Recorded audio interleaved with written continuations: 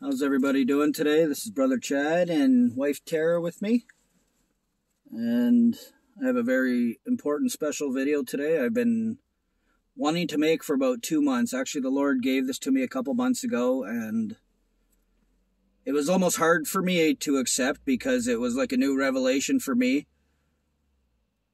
It's about Babylon. I always thought Babylon was the U.S. I've been shown otherwise, and yeah, I need to show what he's given me, and even just studying the Bible has given me.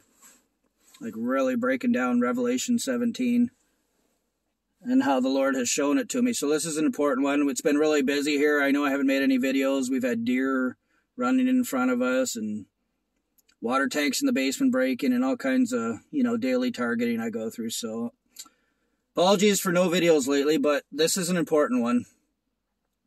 So I'll start by saying the Holy Spirit always puts stuff in us. And probably for about 3, 4, 5 years, once in a while, I would always say to Terry, sometimes I feel like the whole world is Babylon. And I just thought that was silly even saying it. Like, that can't be. Everybody thinks it's a place somewhere, and that doesn't make sense. But I think you're going to find this video very interesting in the way the Lord has shown me these truths. And I think it's actually going to open many eyes to how we were seeing things wrong and probably led down the wrong path by the people that don't want us to see everything right. So we're going to start by reading through Revelation 17, and I'm going to explain along the way, and then I'm going to do an overview of what I've been shown about everything that's going on right now and is about to, and all the truth. So hold on to your hats, get your popcorn out. This might be a little bit longer. Okay, Tara, you want to start in 17? Chapter 17, verse 1. And there came one of the 7 angels, which had the 7 vials, and talked with me, saying unto me, Come hither, I will shew unto thee the judgment of the great whore that sitteth upon many waters. So, right away, I know myself and many others, most people I watch have always believed the U.S. or North America or whatever you believe to be Babylon. Right away, right in the first verse, it's telling us that the land surrounded by many waters, and obviously that represents different people too, when the waters represent a sea of people. So it's the horror of Babylon that is the U.S., not Babylon. So this is the first thing I want to put out there. Continue. Verse 2. With whom the kings of the earth have committed fornication, and the inhabitants of the earth have been made drunk with the wine of her fornication. So that's pretty simple. The U.S. has been running things probably, since early 1900s, around there. Pretty much been leading the world as the main power, the might and money and all that. People have been getting drunk on the fornication, all the trading that happens in between North America and the rest of the world, and that's pretty straightforward right there. Continue. Verse 3. So he carried me away in the spirit into the wilderness, and I saw a woman sit upon a scarlet-colored beast, full of names of blasphemy, having 7 heads and 10 horns. So right now we're talking about the woman, and I'm going to have to skip ahead to explain this. It'll talk more about this later in Revelation 17, but I see the woman now as the great city, we will find out, which I believe would be New York, the World Trade Center, and where most of the deals in the world have always transferred through, the money and all that.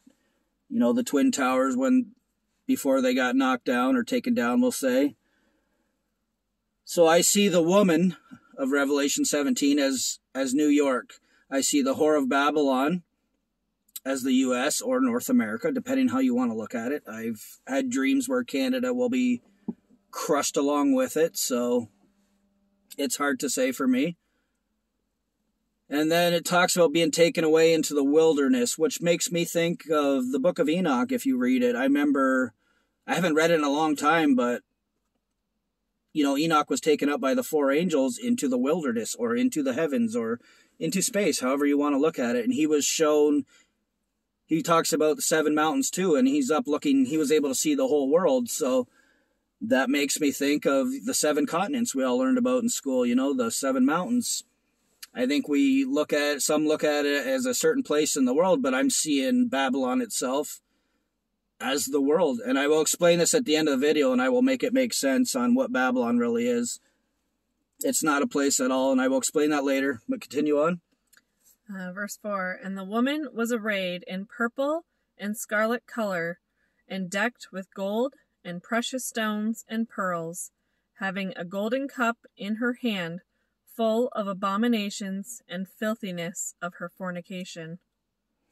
So that's pretty easy. You know, New York's a huge city, lots of money, lots of luxury, lots of everything there, right?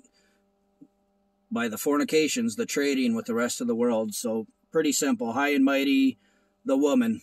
I am a woman, I am no widow, right? Whatever chapter or verse that is, I can just think of that offhand. I'm mighty New York, right? The woman of Babylon, the one that's been kind of pulling the strings everywhere and being the main runner of the world right now.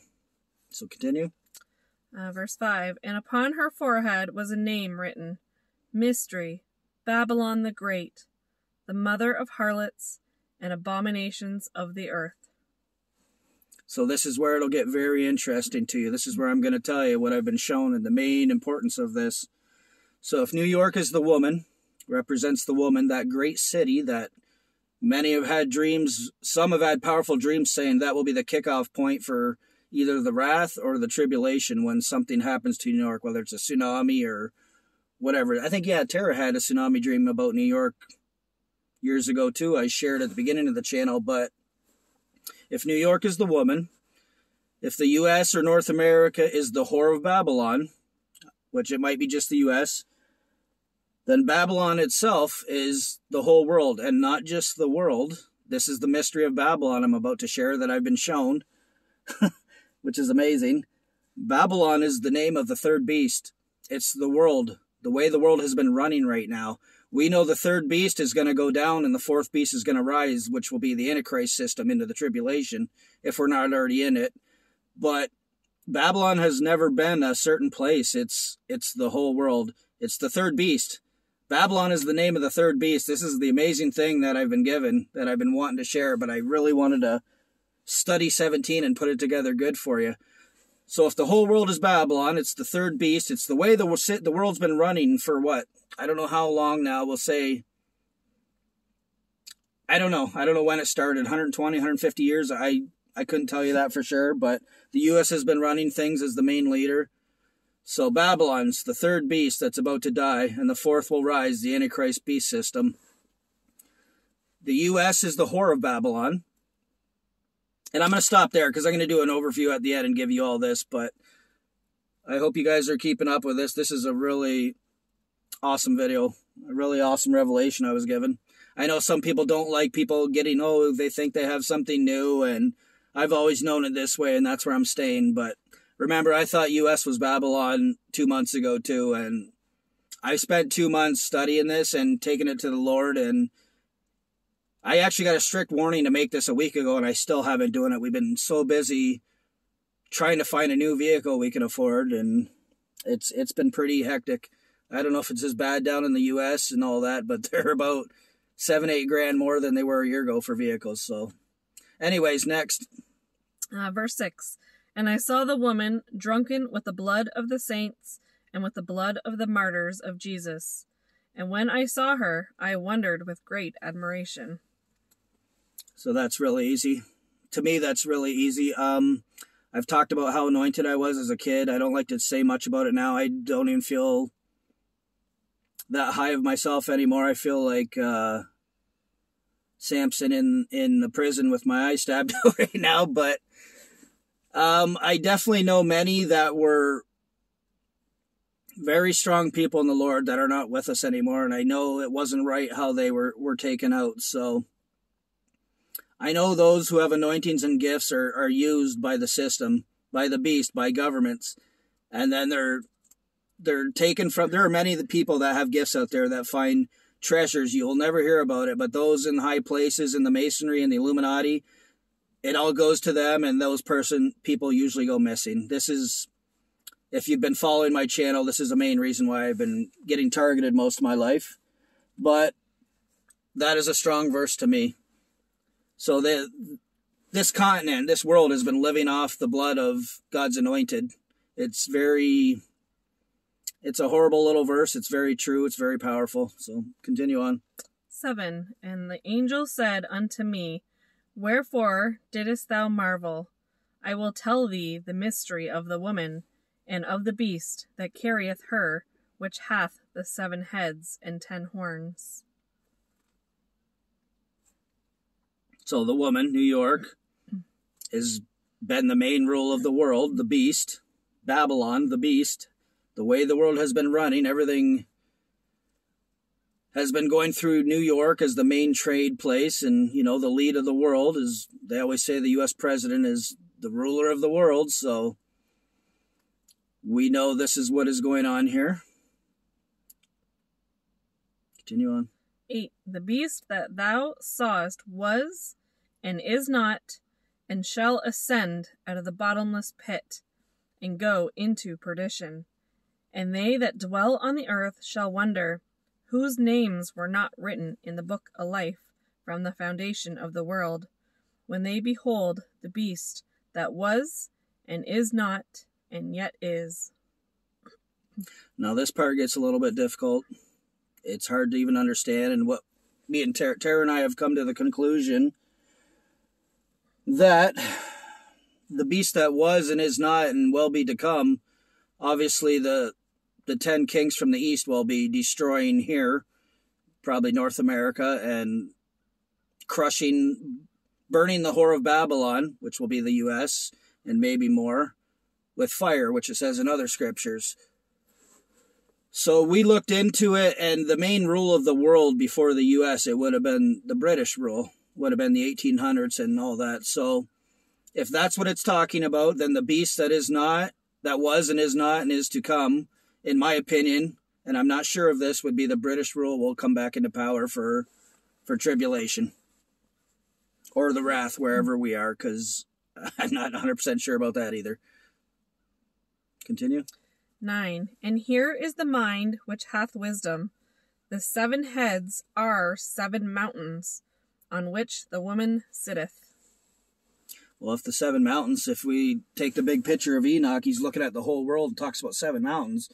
If it's talking about the 7 continents we all learned about in school, and it's the world, it's just saying exactly what I've been saying, that the woman's been running the world. It's the beast.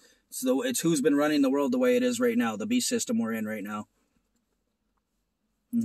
10. And there are 7 kings, 5 are fallen, and 1 is, and the other is not yet come. And when he cometh, he must continue a short space. So this is where it seems to change to me. I believe we're talking of leaders of the U.S. at this point. And obviously we have Biden playing his role that many seem to fall for, that he's a bumbling fool. I think he's acting more than anything. Being raised by who I was raised by, they plan everything. My dad always said for them it's like watching a movie at the end because it's been so planned out. So I don't believe anything. I don't believe he's as senile as he pretends to be or any of that. He's just playing his part. That's what I see. But if he's the last king, that will have a short period, and then whether it's Obama comes back or whatever happens in there, that's what I get out of that verse. 11.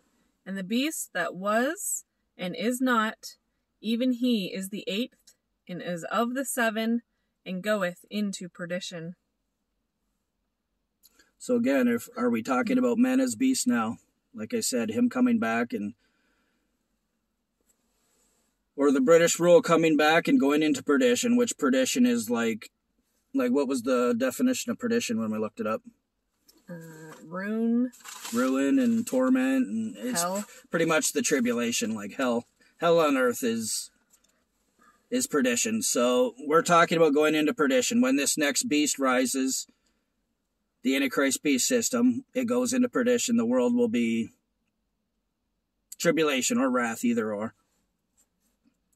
12. And the 10 horns which thou sawest are 10 kings, which have received no kingdom as yet, but receive power as kings 1 hour with the beast. And to me, these are some of the rich figures we're seeing in the world right now that don't have kingdoms, but we know they're like some of the super rich people. I'm not going to get into names. You can try to put faces to that if you want, but it's telling us they have power right now and they will be given kingdoms in tribulation or wrath. 13. These have one mind and shall give their power and strength unto the beast. Yeah, so they're all going to work the same. We're going to have our new world order they've been talking about, and they're going to have the same mindset. They're going to hate Christians and all the things we know, and they're going to worship the Antichrist beast system and push whatever they want. 14.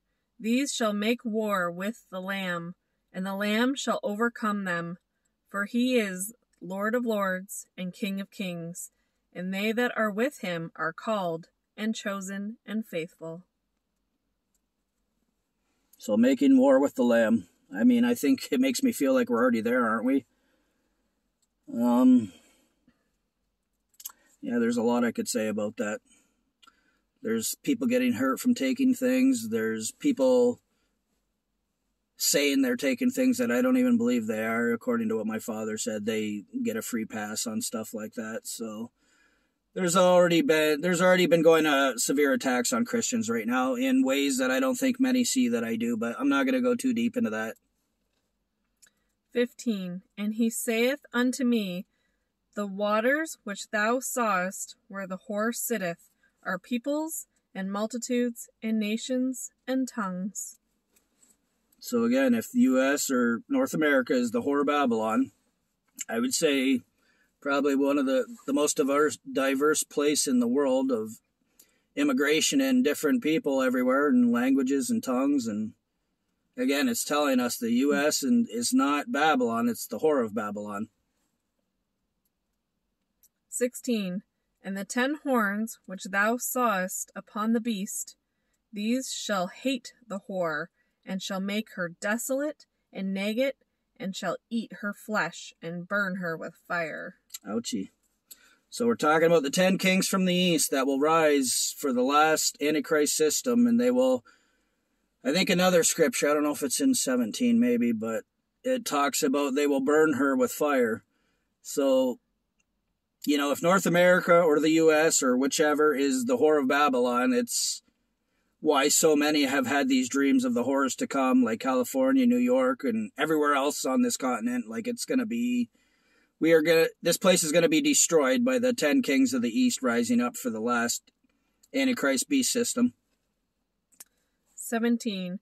For God hath put in their hearts to fulfill his will and to agree, and give their kingdom unto the beast, until the words of God shall be fulfilled. Now, I think this might be the most powerful verse to me in this whole chapter. This just confirms what I've been trying to tell everybody for as long as I've had my channel now, even those trusting in Trump or anybody else. Verse 17 is telling us it's put in the hearts of these 10 kings from the east to destroy her. What else did it say? It talks about giving them away, didn't it? Give their kingdom unto the beast until the words of God shall be fulfilled. And it's also talking about the leaders of the U.S. or the whore, whichever that is, to give them away. So I've been warning you guys, stop trusting in any of your leaders or anybody at the top. Anybody in politics right now, in my opinion, you're making a mistake to put any trust in them. I really, really feel that way. The Bible in verse 17 is telling us that God himself has put in their heart to give her away. You have been given away. I mentioned in a video like a year ago, one of my Down the Rabbit Hole videos, my dad's with his Illuminati Freemason junk. He told me like 20 years ago that the U.S. was the next place chosen for destruction. So you can get it from the Bible, you can get it from the Freemason stuff I always had thrown in my face. It's been chosen. You are being given away. I know it's harsh to hear.